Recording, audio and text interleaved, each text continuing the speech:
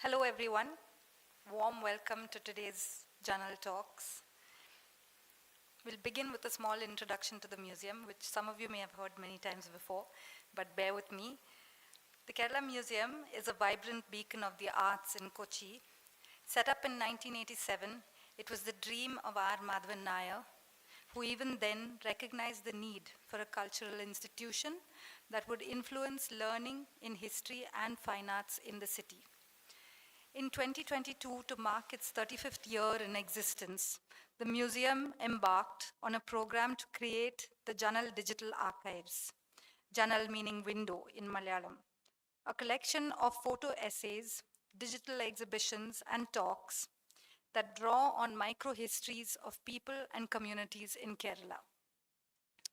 The archive also takes contributions, and we are happy and proud to announce that in the past few months, we've been gifted a wonderful collection of photographs of Kerala in the year 1983 by Canadian origin scholar and researcher Robin Jeffrey. And these form the starting points of our indulgent, albeit, inquiry into the season of Journal Talks. We look forward to this journey with you all. Today's lecture is titled Revisiting the Kerala Model, Politics, Women and Well-Being, 30 Years On. And our speaker for the day is none other than N.S. Madhavan. I'm going to tell you a little bit about the talk and then go into a little bit about our speaker as well, though really no introduction is needed. When Robin Jeffrey first published Politics, Women and Well-Being in 1992, he traced Kerala's remarkable social achievements to a distinctive blend of politics, education, and women's social participation. His Kerala model, although he did mention to me after he saw the poster that there is no Kerala model, turn to page 217 and you'll see I've said there's no Kerala model, suggested that social reform rather than wealth could produce well-being. 3 decades later, this lecture re-examines those foundations. Have Kerala's politics and gendered welfare continued to sustain Jeffrey's vision in an age of migration, remittances, and market liberalization? Or has the model become more myth than method? Drawing on developments since the 1990s, the rise of the care economy, transformations in education and family, and new vulnerabilities, the talk asks how far Kerala still exemplifies the humane, politically mobilized society Jeffrey described.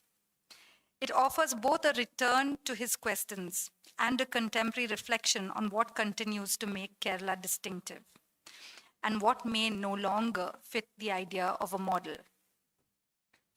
This is the book I'm referring to. I'm not sure that it's still available for, on the market, but Robin was kind enough to lend us a PDF so that we can refresh our memory and base this talk off of the book. It is very, very interesting, a very interesting read, and I suggest you all try to get your hands on a copy if you can. About our speaker for the day, over a career spanning 4 decades, from the short story that changed Kerala's literary landscape to columns that spark debate, N.S. Madhavan's versatile pen has shaped the very texture of contemporary Malayalam writing. Born in 1948 in Cochin, N.S. Madhavan studied economics at Maharaja's College, Ernakulam, and the University of Kerala before joining the Indian Administrative Service, where he served in both Bihar and Kerala, and later for the Government of India. Celebrated for the novel Lantan Batteril Luthaniyagal, have I said it right? Hopefully my Malayalam pronunciation is not that bad, as well as for short stories like Higuita and Van Marangal Veerumbol. He is a distinguished fellow of the Kerala Sahitya Academy and was recently honored with the 2024 Elthachan Puraskaram, which is Kerala's highest literary award. His fiction blends history with oral storytelling traditions He writes about politics, human relationships, and the dilemmas of marginalized communities in vivid stories that are characterized by multi-layered narratives, shifting voices, and intersecting timelines that bring Kerala's social realities to life. His social and political commentary is tracked by followers and fans across the globe, as are his articles on football and travel. I'm sure most of us sitting here have been, for sure, engaged with N.S. Madhavan's work. But for the benefit of our audiences online, I've gone into a detailed bio and description of his life's contribution to literature and commentary in Kerala. The Janal Talk series is a part of the programming around Janal Digital Archives, and the Geojit Foundation supports the Janal Archives and builds on the museum's founder's dream of making history accessible to all. Before we go into the lecture, I want to remind you all of a few house rules. Please put your phones on silent so that we can all enjoy the lecture to its max. And the lecture will be for approximately 45 to 50 minutes. I would suggest that this time around you put your questions on the back of the piece of paper that I've given you already. And if you need a pencil, I can pass one around, one or two around. Yeah, there's a bunch of them there. And lastly, everyone has their own beliefs and perspectives. We are live on YouTube as well, so please respect each other's views and perspectives and make sure that you give everyone a chance to ask a question, because that Q&A is where we really get into the heart of the matter. Now I warmly welcome N.S. Madhavan to the podium.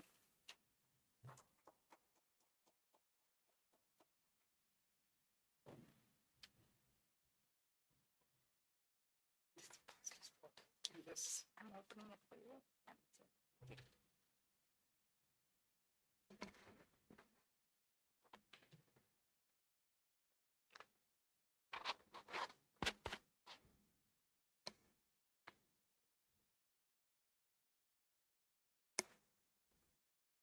Thank you, Aditi, for the warm words, and thank you very much for waiting.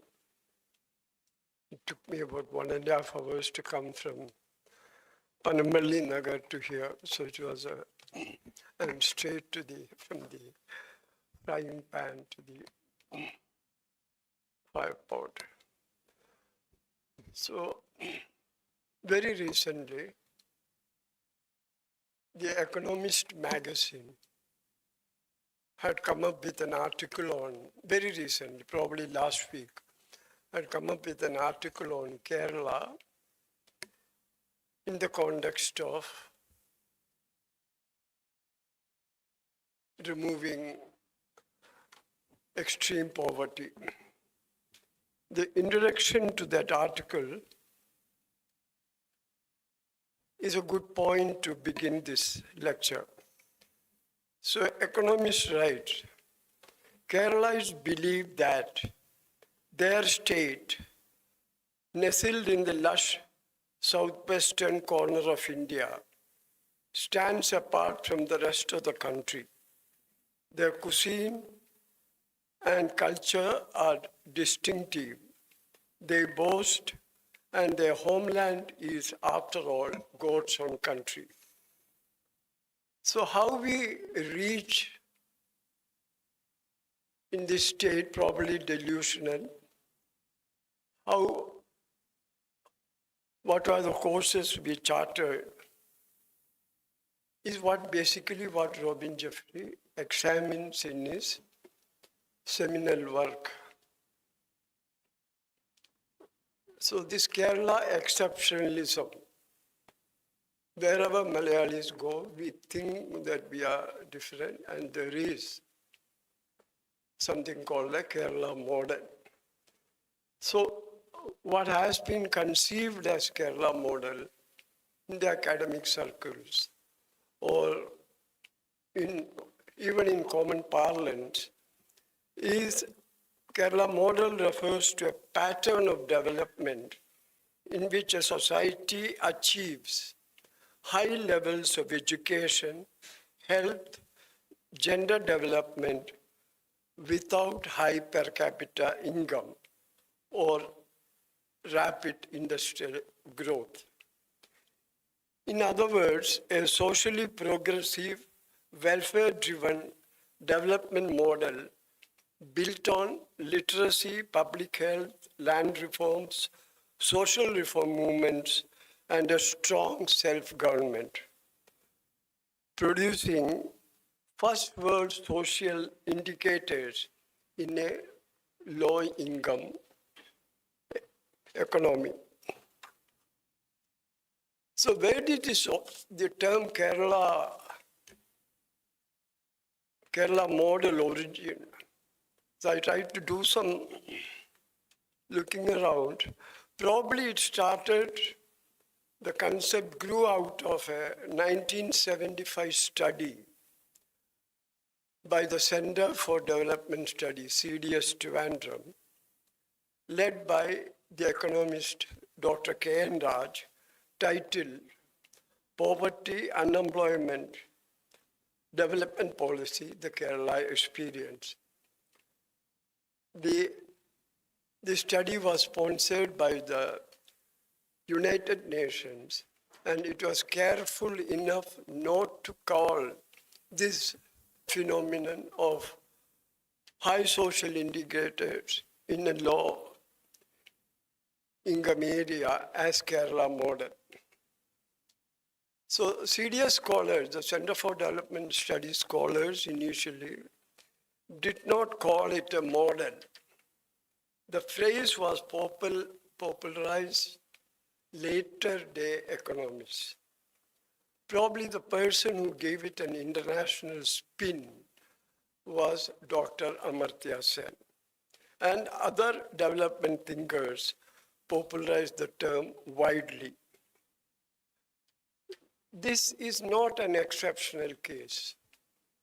Kerala is not the only place in the world with low income, high social indicators phenomenon. We have few very close parallel to Kerala. One is Sri Lanka, high literacy rate, high life expectancy, public health and education, achieved long before the Sri Lanka's economy took off in the 2000s. Another example will be Costa Rica. Costa Rica's story is very interesting because it abolished the army. Costa Rica said that we don't want army and put all the defense budget into public health and education. The army was done away with in 1948, and since the progress of Costa Rica has been high life expectancy, all the three indicators, low IMR, infant mortality rate, high literacy, etc. Then came, so critics actually started seeing a PR element in the word Kerala model. They suspected it's the left-oriented, the welfare-oriented leftists, what you call the social democrats, who are making it, giving it a political visibility. It's a self-praise. In other words, the critics say that the whole idea of Kerala model is a kind of self-praise, the leftists patting themselves on the back, because probably when the Kerala came into existence, the geographical entity of Kerala came into existence in 1957, 56. And 1 year later, we had a communist government. Probably they're suggesting that the communist government is an indirect praise for the communist government. But this marginal, very minimal kind of criticism, generally in academic circles, Kerala model is seen more positively. Concurrent with the Kerala model came another area, interdisciplinary area of academics called the Kerala Studies. Kerala Studies was popularized by the first International Congress on Kerala Studies in 1994 in Trivandrum, in which 1,500 scholars participated, out of which 40 were foreign academics. Once again, the Kerala model, the theoretical academic Kerala model, was in the focus. So Kerala studies elevated to recognized interdisciplinary academic area into a recognized academic area, and it was organized by AKG Center for Research and Studies. So thereby it invited the criticism that whole PR spin probably around Kerala model is a leftist ploy. The term Kerala studies, however, precedes much before the 1994 first international conference. There were a series of conferences. One was in Delhi in 1996. But it is in currency from 1970 onwards. The distinguished Malayalam essayist P.K. Narayana Pilla had coined the term Kerala Padanangal. And from 1975 onward, there has been a journal called the Journal of Kerala Studies, which got extinct around 90s. So it's in this background that in 1992,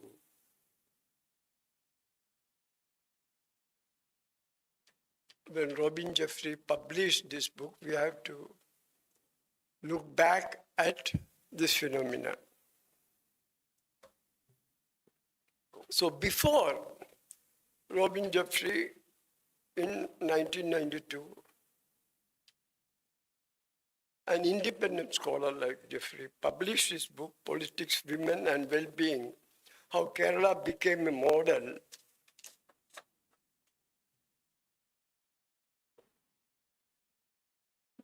There has been pinpointing of this phenomena by various other scholars.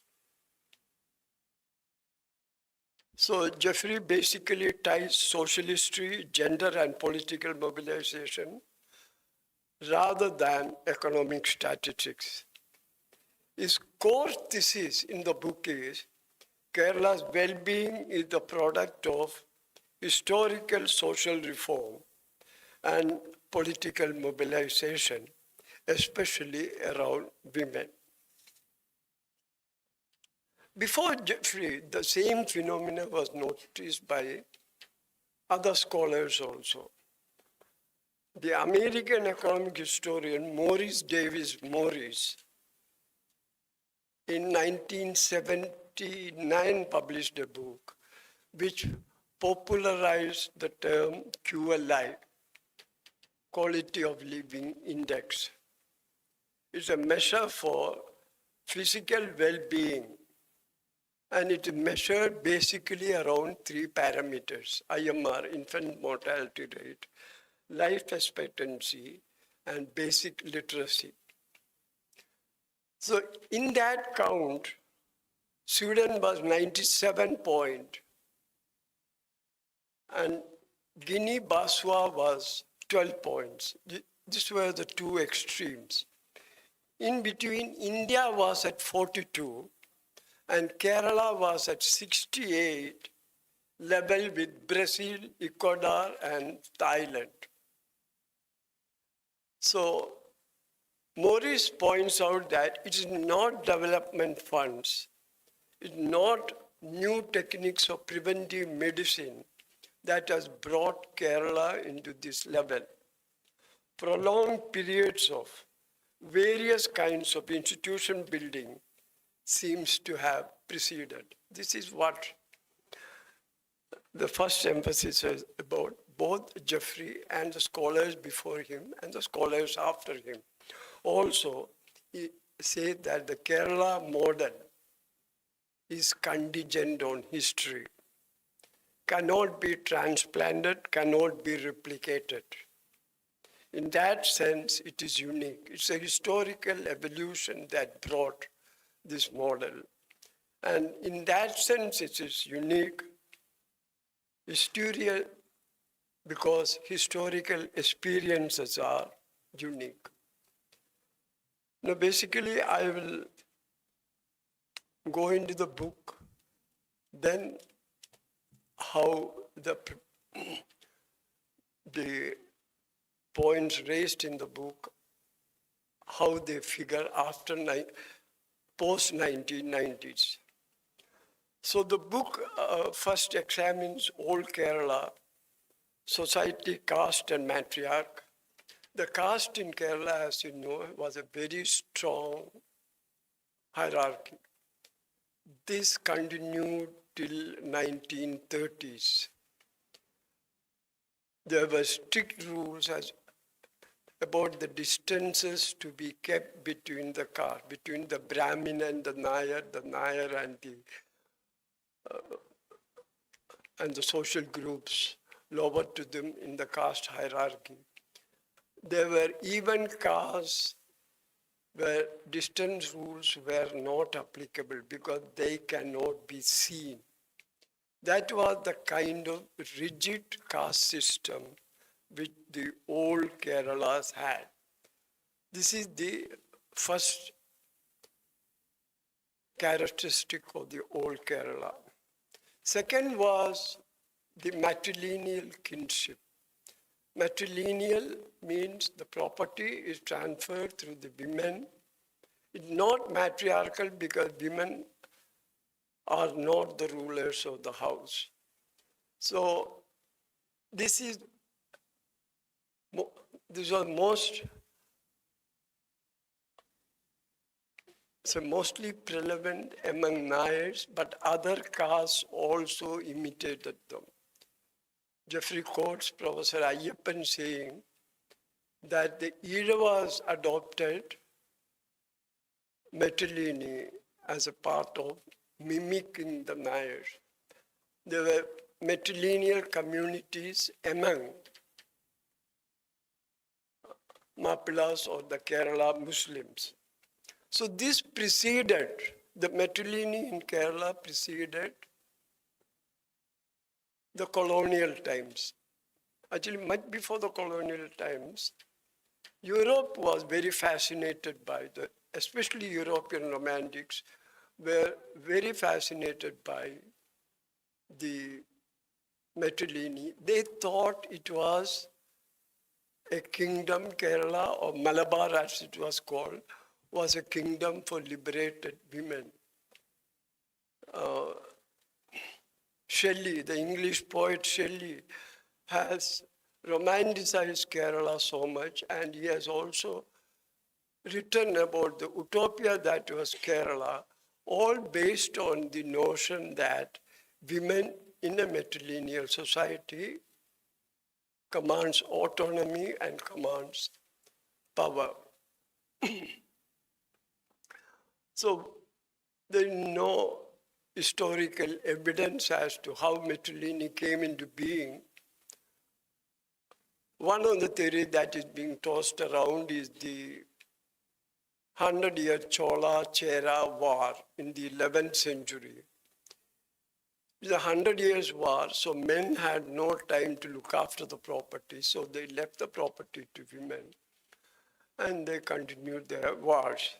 So there has been no historical evidence on the origin of matrilineal in country, but it has been very well established in Kerala by the time the colonials came, and it continued as late as 1969.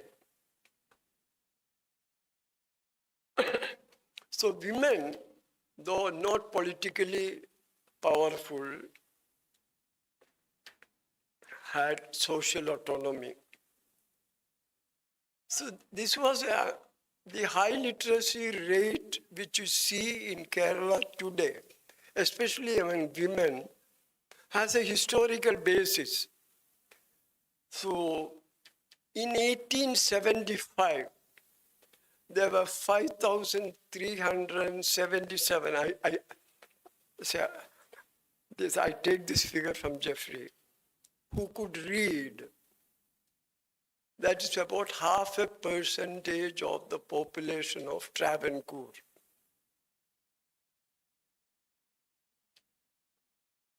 And half of them were Nayars. So in 1901, India had 0.7% of women who could read, whereas Travancore it was 3%, and Kochi it was 6%. I'm sorry, Nayars were close to 6%. So Jeffrey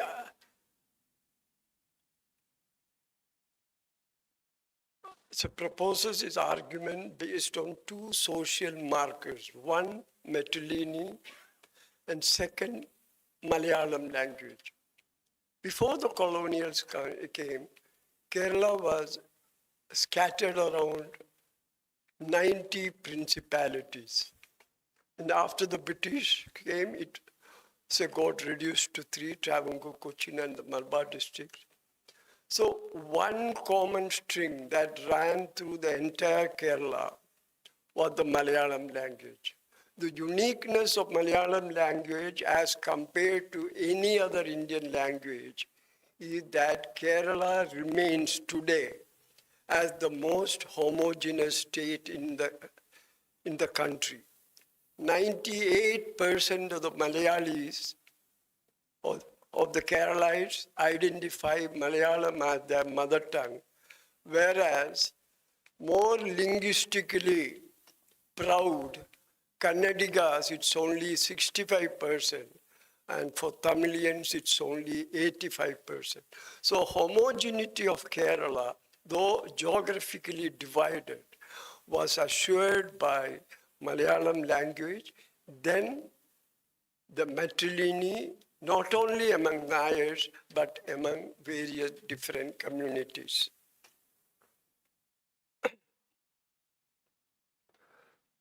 So,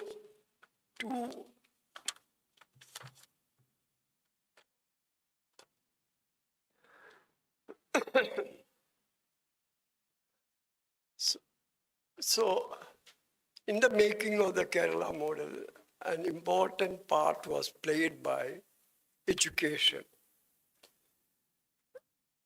When the government decided to, when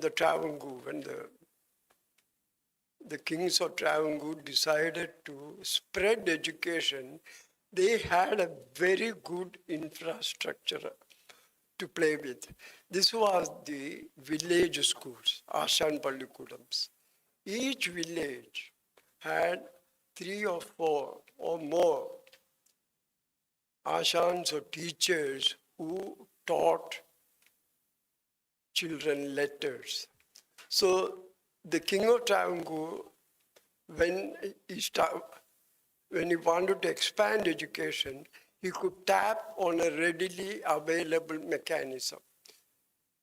You have to remember one thing, that children who come out of this, especially women, could not read. They have memorized, they can understand, but they were not literate. They learned things by rote, most of them. Then the influx of Christian missionaries and their contribution to Kerala's education is well mentioned, and then early access of lower caste to education. This was completely different from the experiences. I always compare Kerala with where I had worked most of my life, which is Bihar. So the lower caste, they were encouraged. For example, in Kochi, in the kingdom of Kochi, each lower caste child was given 1 anna a month if he had attended the classes for a month. This was the kind of incentive that was provided to lower caste by the kings of Kerala, which was Travancore and Kochi. And Malabar was much backward. As we go forward, we'll realize. Then there were reform movements in Kerala. The Narayana Guru. Narayana Guru is a very interesting story because Narayana Guru started off as a spiritual leader. He challenged the social system and established temples all over Kerala, thinking that the way to God should not be,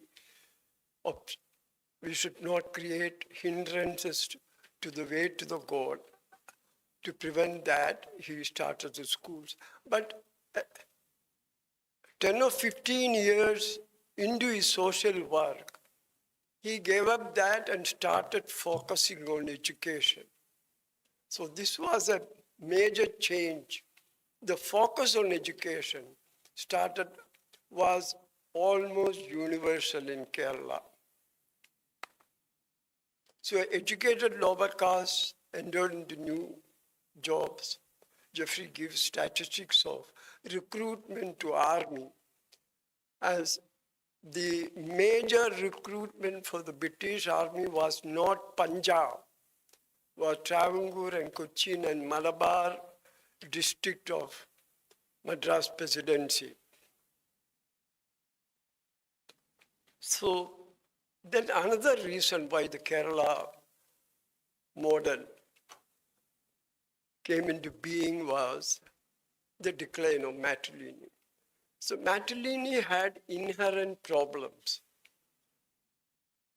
In the 19th century, the matrimony, as you know, the property transfers through the women, but the head of the family is a carnival, or the head of the family is a man, generally the woman's brother. So he had no incentive to create wealth because his self-acquired wealth would go into the common family pool. The concept of marriage was sambandham, which can be translated as liaison. So the nuclear family or all those instincts that prompt men to make wealth were absent in a joint family. Then there was a big army of neglected nephews and nieces who had to fend for themselves. So it had its inherent economic weaknesses. Also, it challenged any aspiration within the family.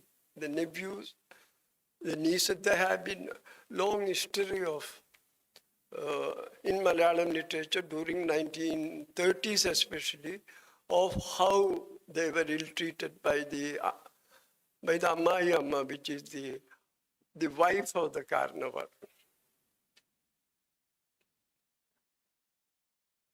So matrimony gradually declined.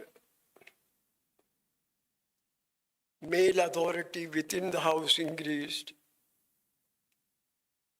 But education gave women more rights, but slowly their social authority also declined. These were the results of the decline of matrimony within the Nayar set. So Jeffrey has presented a table of 20 legislations starting from 1896 which was the Malabar Marriage Act. The Malabar Marriage Act for the first time allowed people in Malabar district of Kerala to register their sambandhams. Before that, there were no registration of sambandhams. And so there were two very patriarchal groups in Kerala. One was Brahmins and second was Christians. So they always used to taunt. This was the psychological aspect of the matrilineal system. They always used to taunt the children of the Nair family as fatherless. So in 1896, the first small nail was banged into the matrilineal, which was the Malabar Marriage Act, where the voluntary registration of sambandham, and a man can will, for the first time, half of his self-acquired property, only half, the other half goes to the common pool, half of the self-acquired property to his children, his wife and children. So from there, 20 legislation later, in 1976, when Achyuta Menon was the chief minister, Joint Hindu Family System Abolition Act was passed, which removed matrilineal from the legal scene in Kerala. Also, there is no concept of HUF, Hindu Undivided Family, in Kerala, unlike other parts of India for income tax purposes. So matrilineal, it covered Nayars, Maplas, Iravas, Nanjanad Vellalas, that's Nadars, and Kshatriyas. These legislations were 20 because they were meant to one group or other, or one region or other, Kochi or Travancore or Malabar. That's why the number is so high. This was a very socially sensitive subject. So king generally kept away from the scene. Most of these legislations were passed by the Legislative Assembly, which started coming up in Kerala in 1975 onwards, 1925 onwards, except one very important one. In 1920, Nair Regulation Act, which made half of the self-acquired property of a man in his lifetime can go to the wife and children, was introduced. It also said, the 1920 Nair Regulation Act of Kochi also said that sambandham, the loose liaison I mentioned earlier, is equal to marriage. And thirdly, polygamy was abolished. This regulation was later taken to Travancore also. The importance of this legislation is that this was passed in 1920 before the Kochi Legislative Assembly came and was a royal firman. In 1938, the abolition of very much like of matrilineal act, one of the acts made it applicable to all non-Nairs. So we should not see it as a purely Nair phenomenon. It went beyond the Nairs. So what matrilineal did to the political scene, I'll come in a minute later. Meanwhile, on the social scene, the anti-caste movements were coming up. The first instance of a Dalit resistance in Kerala was recorded in 1862. There have been instances, for example, uh, about 112 years ago, the Pulayas of Kochi wanted to have a meeting, wanted to form an association and wanted to have a meeting, and they were not given a place to hold their meeting. So the historical backwaters meeting or the Kayal Sammelanam took place at the backwaters near Subhash Park, where people came on boats and 5-6 boats were tied together, made into a barge, and people spoke. So this was, they couldn't even had the right to hold a meeting on land.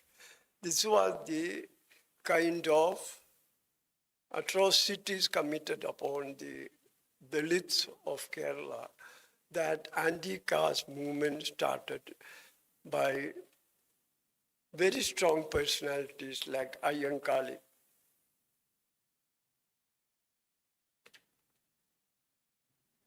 Then the workers, tenants, and peasants started organizing. One of the most violent chapters in Kerala history is the Mopla rebellion, which has many interpretations.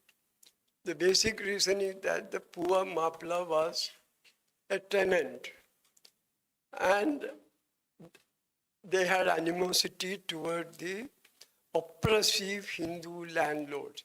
That was one reason. Another reason could be plain religious differences or animosity between the religious movement, the nationalist movement, the Vaikam Satyagraha, where the fight to bring for the use of a road brought all the country together, and an important man visited Kerala for that, that's Mahatma Gandhi. So Gandhiji's first visit to Kerala was for the Vaikam Satyagraha, which went on and on for 10 years, in which all the communities, all the progressive people of Kerala came together demanding right of way.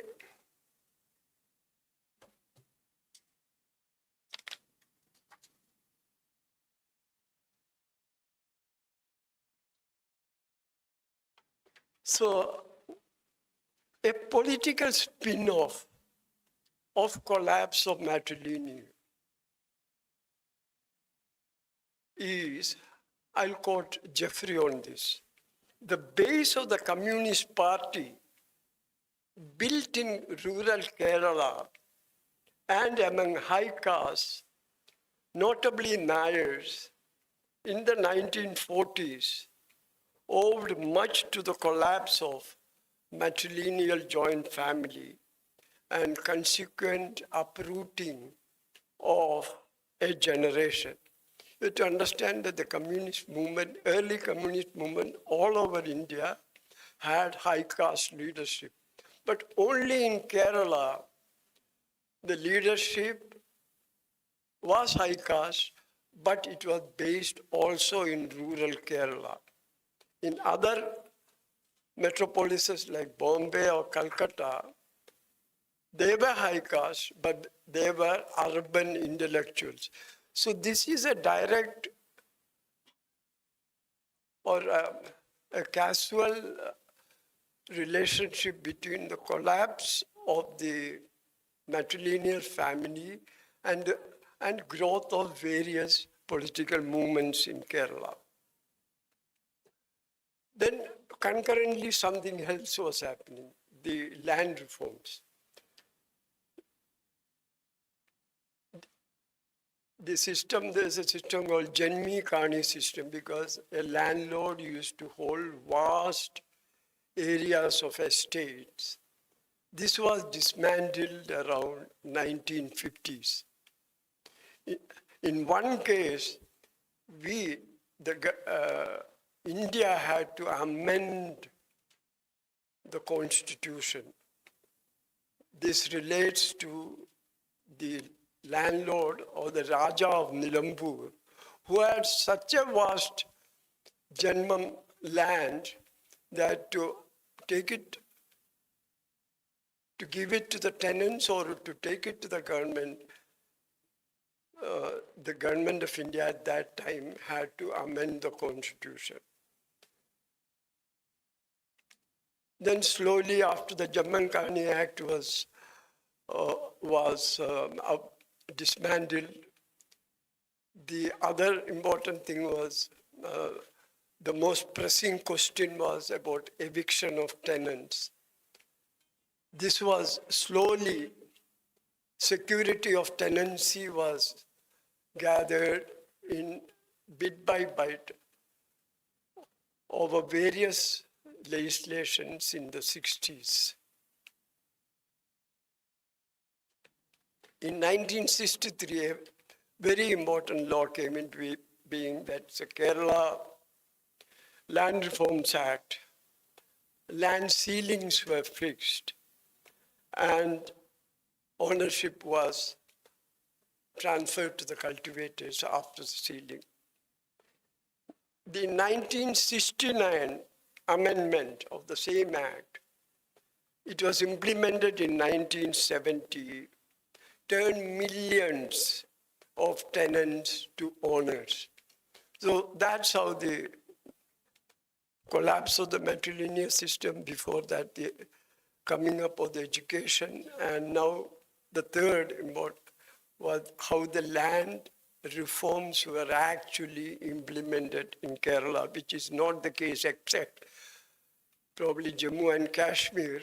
No other state has completely succeeded in actually bringing about land reforms. Then another bit was that Kerala very early, from very early times, got integrated into the world economy. So this had actually disastrous results. During the Second World War, when Brunei and Malay was captured by the British, they had no other place of tropical forest to look at, save Kerala. Also, by the time the war also shot up the price of coconut so much. So Jeffrey gives a table of the coconut prices. 1892, price of 1,000 coconuts was 26 rupees. In 1986, it went to 2,440. Today, it is 50,000 rupees. It's about 50 rupees a coconut. So this had a very disastrous effect on the paddy cultivation. People started rapidly converting paddy lands into coconut plantations. So from colonial times, the government legislated that against the conversion of paddy wetlands. Then another thing was the social, the connect between government and the people. An example is that of the rationing in Kerala. So most of the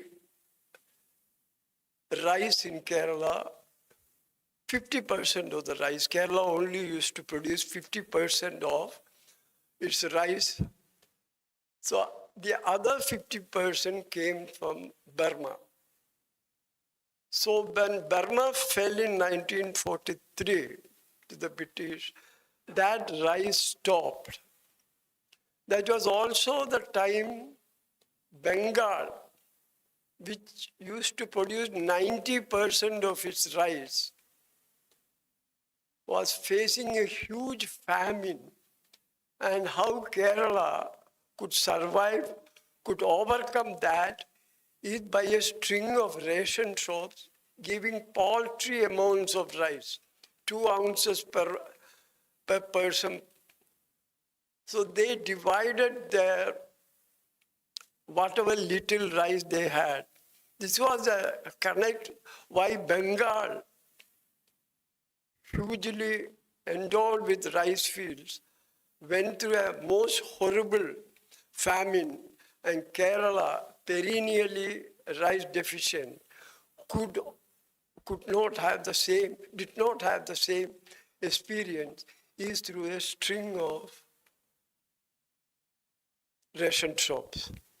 Actually, Jeffrey off and on puts his facts and figures along with literary works. So one literary work he quotes is the famous English novel, Shakespeare and the Cat by Raja Rao. The hero of the novel was a ration shop owner, and he calls life is a ration shop. So this social organization, how society come together, find solutions, this connect between the government and the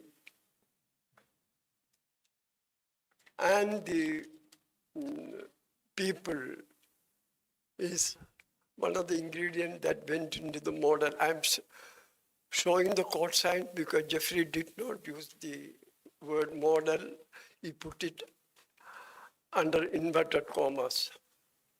So just as I mentioned Raja Rao, another example he quotes, he devoted a whole chapter to a slim novel, 74-page novel by Keshav called From the Gutter, Odayil Ninnu. So that kind, for him, that kind of exemplifies Kerala. There's a rickshawala who meets a single mother and a daughter, and the rickshawala, the rickshaw puller, devotes his entire life to bring up a daughter. There's no difference between a son and a daughter. To educate a daughter. So in the end, the daughter studies, becomes a graduate, marriage is rich. The father, the protagonist of the novel, was suffering from tuberculosis, and still he won't, the fiercely independent Malayali won't take help from his rich son-in-law or daughter and walks into Horizon Coffee. So how education played a very important role in the women's life is exemplified by Dr. Mary Punan Lucas. She was the first doctor in Travancore. She was the first woman graduate. Actually, University College Trivandrum did not admit women.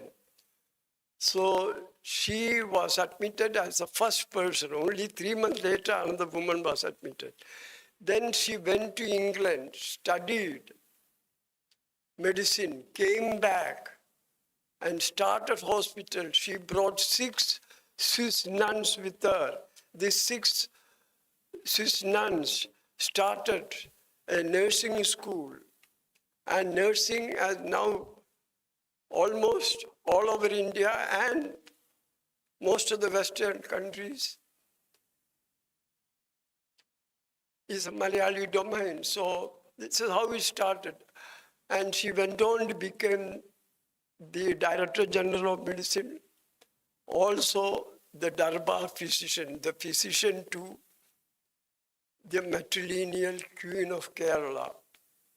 So even from that time, there was no distinction between a male child and a female child when it comes to education. There's also another story. This is a very exceptional story. The story of Ratnamayi Devi. Ratnamayi Devi was married off very young to a famous Malayalam writer, a very cantankerous man called Munshi Paramupilla. So when young Ratnamayi went to his house, he found out this man was already having he was old. She was 13 or 14, she was old. Then this Munshi Paramapilla already had a wife and children by her.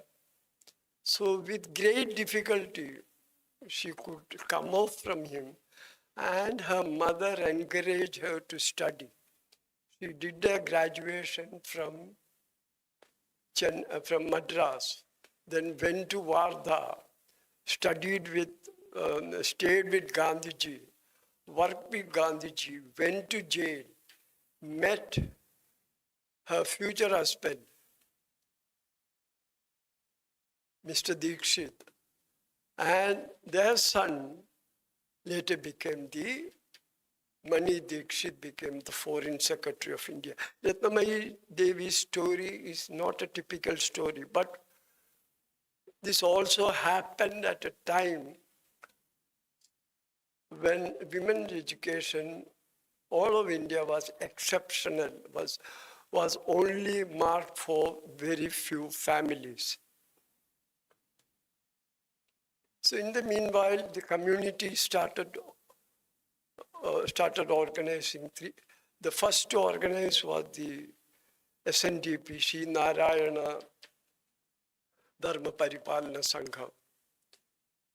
That was started in 1903. Soon was imitated or was inspired Mannathu Patnavan, the Nair leader, to start the Nair Service Society. Much later, after the partition of India, the Muslims in Kerala organized and formed the Indian Union Muslim League. So before state unification, only a few Muslim leaders used to get elected from Malabar to the Madras Assembly. But after the IUML was established, they became a political force. And this is unlike any other place in India. In UP or Bihar, or even in Bengal, where there are substantial number of Muslims, they have to hang to the coattails of either a Lalu Prasad Yadav or a Mulayam Singh Yadav or Akhilesh Yadav. So Muslims in Kerala were politically empowered in the 1950s. One of the spin-offs of the Vaikam Satyagraha was the coming of Jada, procession. So from Vaikam, Gandhiji asked Mannam to take the caste Hindus to Trivandrum. So what started as 10 people, by the time the procession reached Trivandrum, it became 1,000 people.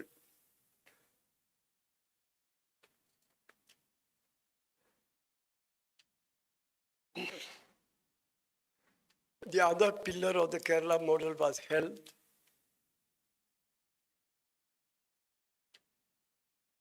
When Travancore and Kochi were in existence, Travancore had 5.5% of its budget earmarked for public health, whereas in Kochi it was 8%.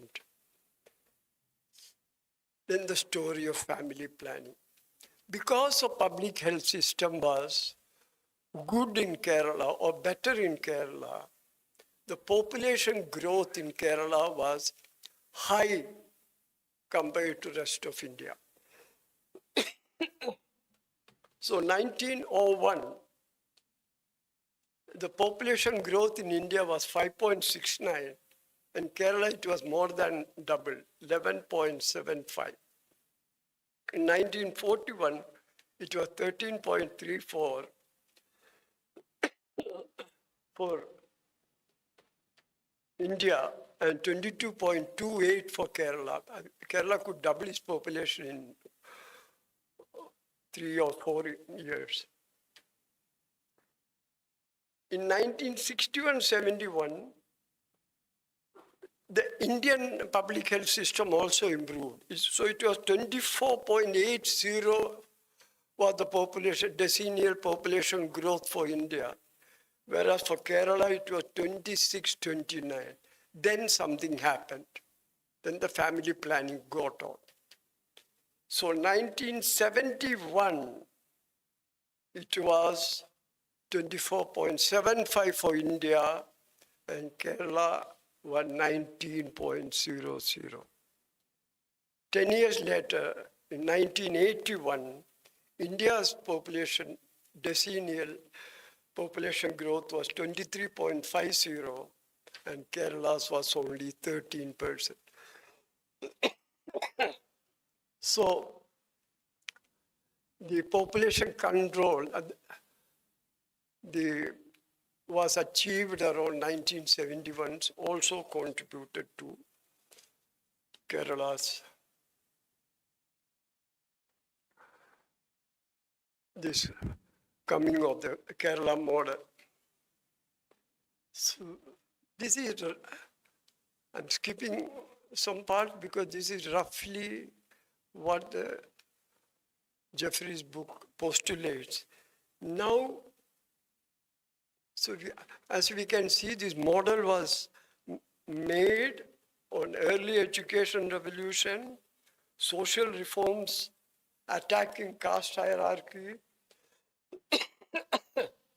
political competition based on welfare, UDF, LDF, whoever come, they compete to give more social pensions or whatever it is. So competition was always on the welfare front. Women's steady but uneven empowerment, and left-led redistributive policies. So this is basically what the book says. I briefly examine how it stands today, post-1990s. Post-1990s, even today, Kerala continues to lead in literacy, IMR, life expectancy, etc. All the social indicators. Public health systems resilience was proved and was demonstrated admirably during Nipah and COVID-19. Citizen-state engagement, what Jeffrey described as political awareness, community organization, mobilization of women continues with ASHA, Anganwadi workers, and an additional Kudumbashri. And the presence of women in the Panchayat. Presence of women in Panchayat, ASHA workers, and Anganwadi workers are available throughout India. Difference between the rest of India or North India and Kerala is that women in Panchayats in Kerala enjoy a lot more autonomy, whereas the women in North India, they are only nominally, they are only there for the thumb impression, but the power, political power is used by the husband.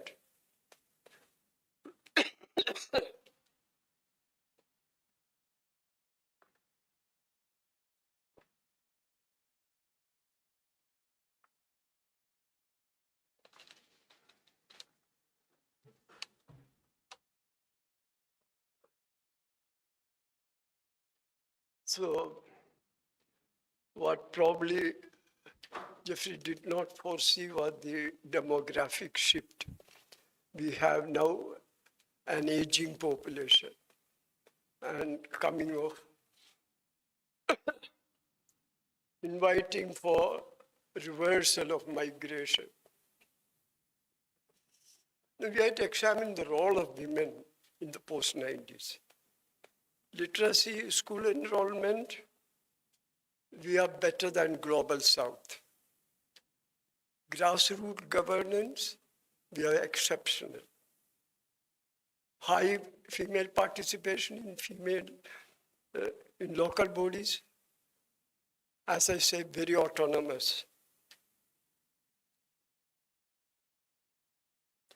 But where are we lacking? Labor force participation of women in Kerala are one of the lowest in the country. Female labor force participation of Kerala in 2019-2020 was 36.4. And whereas, not 31.9, whereas for India it was 30%. We are just marginally better. And for a state like Himachal Pradesh, the female labor participation rate is 65%. So we are lacking in that area. One of the reasons could be the women in Kerala do not belong, most of them are employed as salaried class, and they are not probably counted as labor force. The other thing is the rise of social conservatism. As a stark example of collapse of matrimony going against women is the case of the Muslim women. As I said earlier, Maplas in Malabar enjoyed matrimony, the property passed to the women's hand. With the abolition of the matrimony and coming of the Shariat law, now the daughters can only inherit half of their father's property. So this was, then the violence against women remains a concern in Kerala. I need not. In short, Kerala has expanded women's social capital, but not converted to social power. This is contradicting probably what Jeffrey postulates. And the politics of redistribution, the model has transformed, but not collapsed. Welfare competition continues between UDF and LDF. Welfare seems as a pathway to legitimacy. Another place where probably Jeffrey is not very validated is the case of remittances.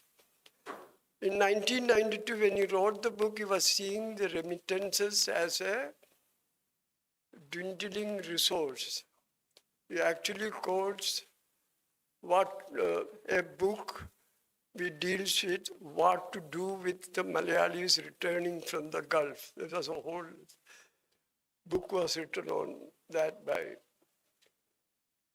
So post-1990, remittances has shaped the economy in a way Jeffrey did not foresee.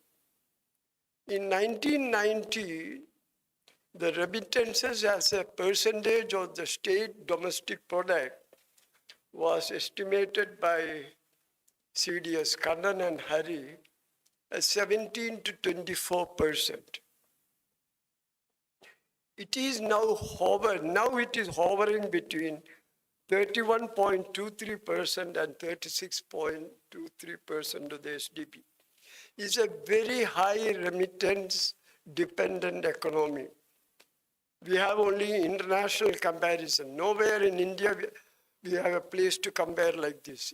The Indian GDP, the percentage of remittance is only 3%.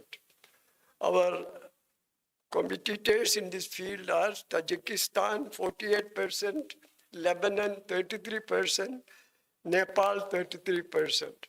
But unlike these three examples, we are only middle to high dependency on remittance because our economy is more diversified.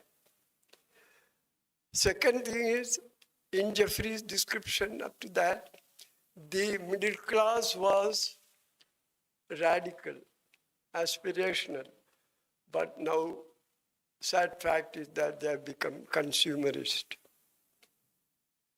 Left politics continues, but with growing pragmatism. So you have instruments like QICB, digital governance, and they're very easy with capitalism. This model probably brings the Kerala left at par with Vietnam or even China. Economy and migration is something which Jeffrey did not foresee. The remittances from post-1990 exceed the state's own revenue collection. Educated unemployment. This is a horrible figure for Kerala. It is 24%. This is a dynamic we are sitting on. This is something that was not anticipated. Migration patterns have reversed. Now about various estimates put 25 to 35, that is roughly 10% of Kerala population are coming from outside. So, service-driven, remittance-backed growth allows well-being. Well-being still continues without strong productive base. The model's economic fragility is partially acknowledged by Jeffrey, but it's probably much more fragile. So, social reforms and public sector, we are continuing with Jeffrey's description. Resistance to majoritarian politics.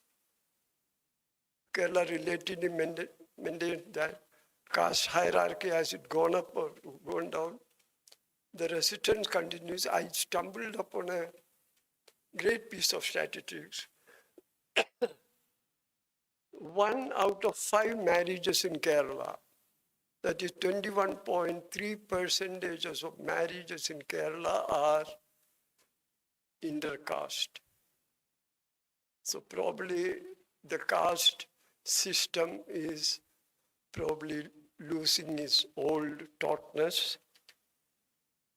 Public debate, media literacy, civil society remains vibrant, but polarization, identity assertion, and communal mobilization are the new challenges we are facing.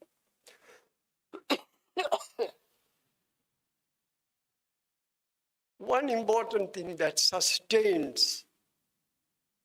could sustain the Kerala model is the strength of the local self-governance. In 1996, what started as people's planning had strengthened our local bodies to such an extent that 40% of the funds are handled by them. They are great social mobilizations. So whatever you may say, whether Kerala has abolished extreme poverty or not, I salute the local bodies for conducting the survey, house-to-house survey. Only they could do it decentralized, and preparing micro plans and executing it for 62,000 families.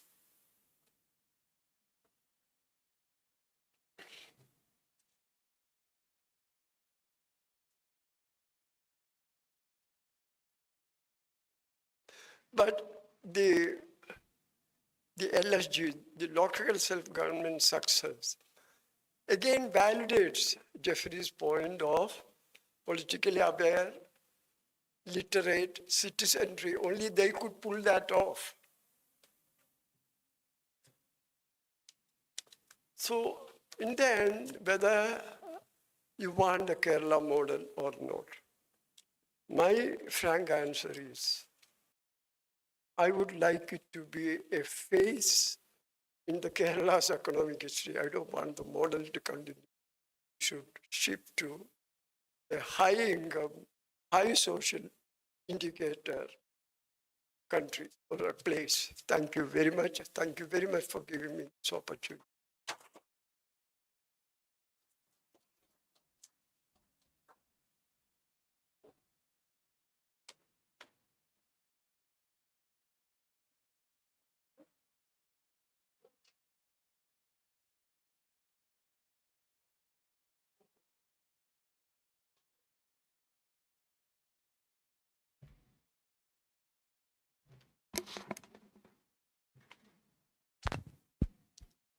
That was much more than I was expecting, considering you rushed in and had to quickly take the mic and the stand.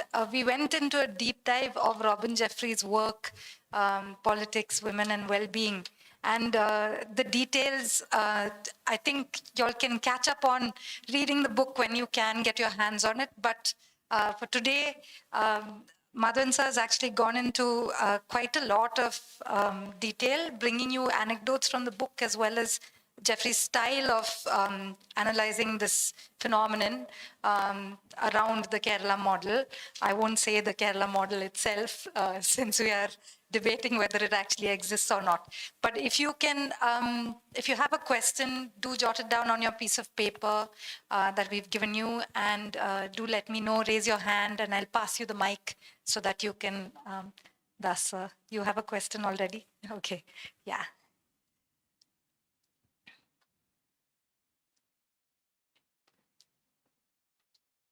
I think you might have to read it yourself because some parts of it I'm not able to.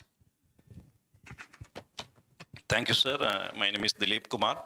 So I would like you to, of course, now if Jeffrey look at Kerala, it will be a different model because model has changed, and you already mentioned about the remittance and a lot of other social changes and even economy, as you mentioned, it is remittances more than 30%. Similarly, if we look at our state domestic production, tourism is contributing more than 10%. That also happened after 90s. So I would like you to comment on one particular area, that is the low standard of higher education in Kerala. Why this is happening, and why the youth is migrating for overseas education? That's my question.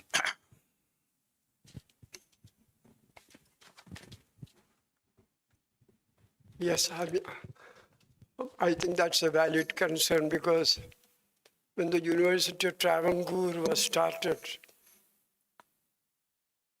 the first person, the Diwan of that time, Sir C.P. Ramaswamy Iyer, thought to bring here as Vice Chancellor was none other than Albert Einstein. And we held till about 1960s very high ranking among this. Our colleges held very high ranking. Then there was a dramatic collapse. The whole higher education administration also collapsed. This war between the governor and the state government is not good for it. That's not how the system is scheme. But I'm glad to say that in the last 2 years, we have again started getting into the first 200 colleges. 6 or 7 of our institutions have gotten it. But definitely, it had not improved. It had gone down drastically. Now probably I see a ray of hope and probably climbing back. The reason why it happened was, in one word, politically. It happened at the government level for a long time, very long time, and then it started happening, what is happening now. So the higher education in developed countries are completely insulated or more or less insulated from political interference. That's not the case here.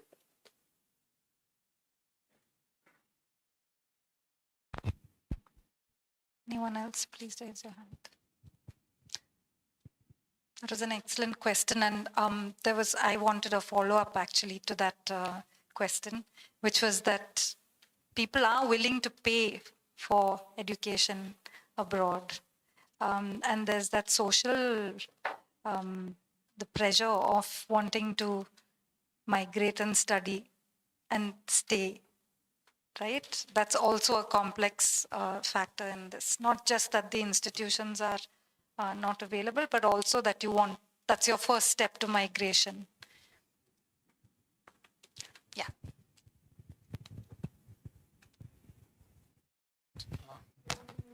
So another area that that has continued to be discussed, it's like after the Kerala model discussion, I think 1995-96, B.K. Ramachandran came with a exhaustive study on this issue, and it was pointed out that fishermen, the tribal communities, the plantation workers continue to be on the margins of the Kerala model, model of development.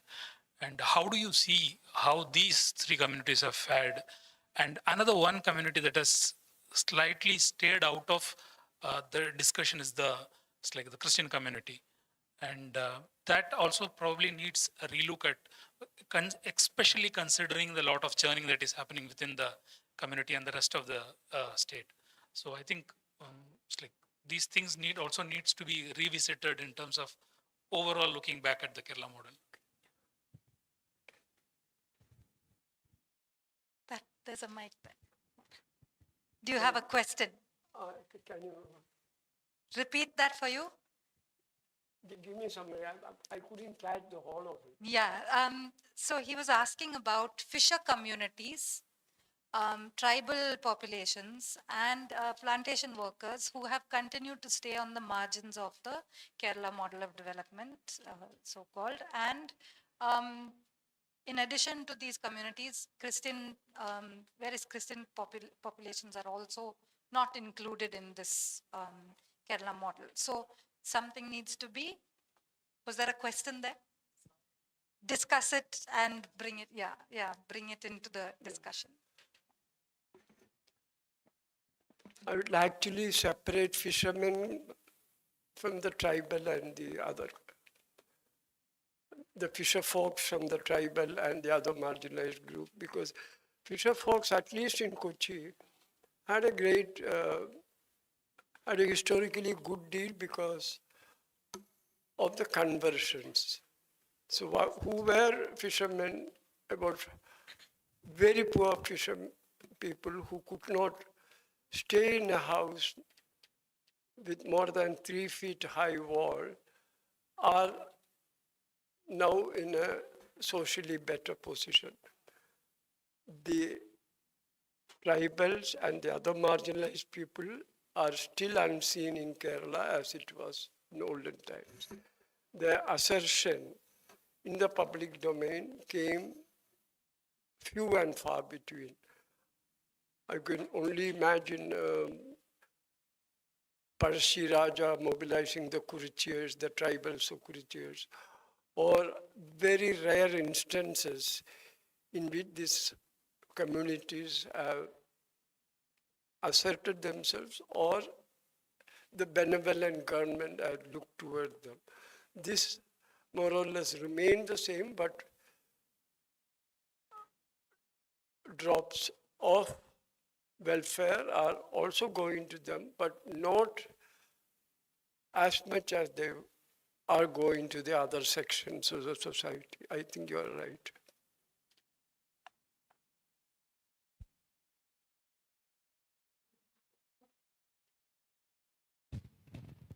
Good evening, sir. I'm Shakila Shamsu. You talked about the decline in the matrilineal society that we see. And I think there seems to be a paradox. On one side, when Robin Jeffrey was writing this, he was quite, let us say, recognizing the strength of women and its empowerment, even though they didn't have it in the political hierarchies as such.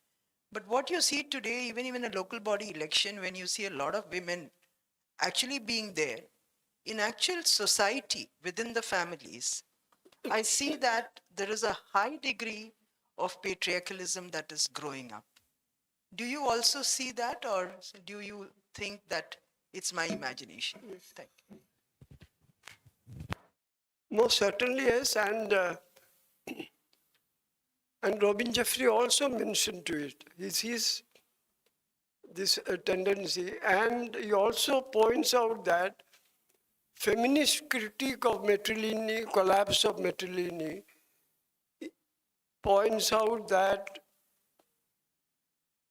it was not very good for women.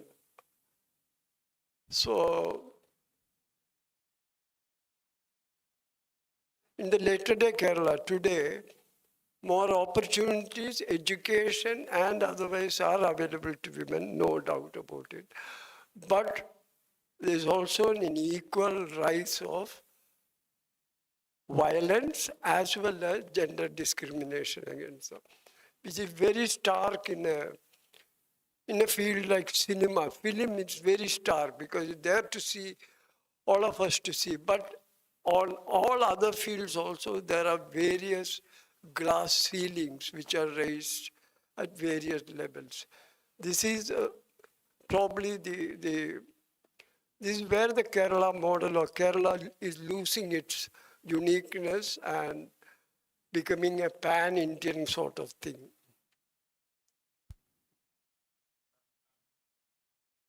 Hello, yes. So it's always a pleasure to hear you every single time.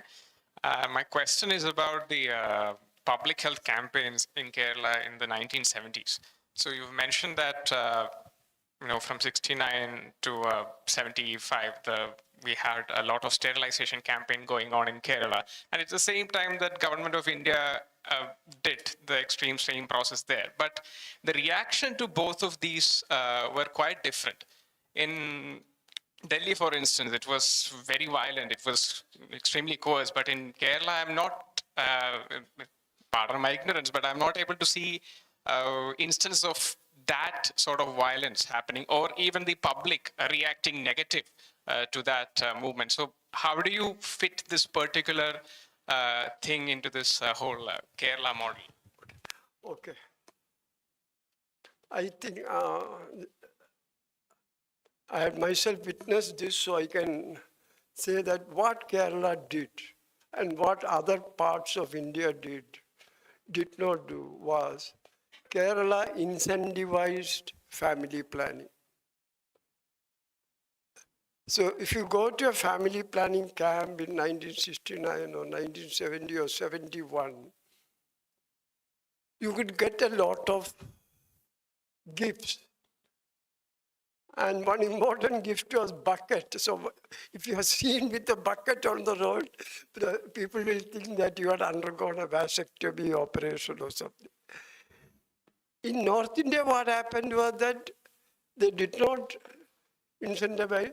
The man who did to us was the collector of Cochin, who later became Union Minister, Krishna Kumar. So later they adopted the Ernakulam model all over India, but it didn't work. That's when, instead of incentivizing it, they made it compulsory during the emergency. That's where the violent reactions came. I think the approaches were very different. Probably we were more imaginative people and we could pull it off.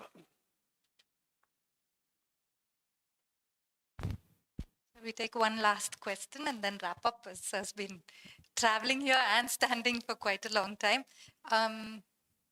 Anyone?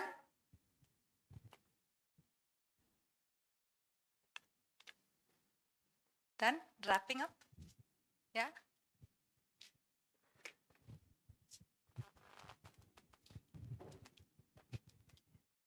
So, sir, thank you so much Thank you. for, well, he heard that we were going in depth into Robin Jeffrey's work through the photographs. And then Madhavan sir approached me and said, let's chat. And I said, I know, we do need to do this, you know. So then I knew that he has something on Jeffrey that he would like to get into deeper. And it turns out he had met Jeffrey on one of Jeffrey's trips to Delhi, and they had interacted. And Jeffrey, in fact, remembers that exact moment and said to say hi. And he's online watching the talk until just a few minutes ago because he's in Melbourne. So Professor Jeffrey's photographs really, I'm sure Vignesh, people like you all, when you see these photographs, will be more than just photographs of Kerala. And for some of us who grew up in the 80s, of course, these are scenes that we do recognize. But when you look at these photographs today, there are huge changes. And one of the things we said we would do in journal talks is to look at recent changes so that we trace what's happening today in connection to the past 200 years of changes in Kerala's history. So, you know, serendipitously, there's also this connect on the gender work that we've been doing at the museum, the events that we've been holding, where someone actually came in to speak about agency and succession for women. And we looked at these percentages that the matrilineal, you know, system kind of left us with once the laws were done being formulated, and still quite unfair to women even today. And the lack of information, the lack of, you know, and societal pressures still continue. Women still sign away their part of their share when they get married. And these are real stories. I've been asked here at the museum as well, and is your husband okay with you doing something like this? So just to share a personal anecdote as well there. We still very much, most of my batch in school no longer is in Cochin, right? So a lot of this is very real for us. And some of those questions like the fisher community and the tribal populations, we have lots of work happening around these areas today. I'm proud to say that in Cochin, there's so much happening, and Madhavan sir has taken time out of his busy Hortus planning schedule, where he's the director of the festival, to come here so close to the festival date and do this talk with us. So thank you so much on behalf of Joseph Foundation and the Kerala Museum. And thank you all for braving the traffic and heading here past that Lulu Mall jam and everything. Both start with an M, the museum and the mall. You can decide which one you're going to, where you're spending your time. Thank you all so much. Please fill out your feedback on the forms that we've given you so that we can continue to improve and we can bring you more talks like this one. Good night, everyone. Have a great weekend. Tomorrow morning, we have